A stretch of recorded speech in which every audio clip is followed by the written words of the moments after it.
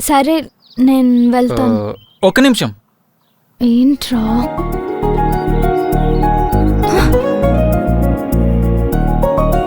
సరిగ్గా చూడు.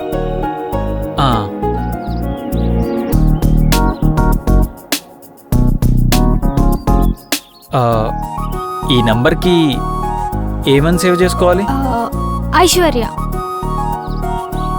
ఐశ్వర్య. ఇంత అందమైన ఫేస్కి ఇంత అందమైన పేరు పెట్టచ్చు. బాయ్. బాయ్.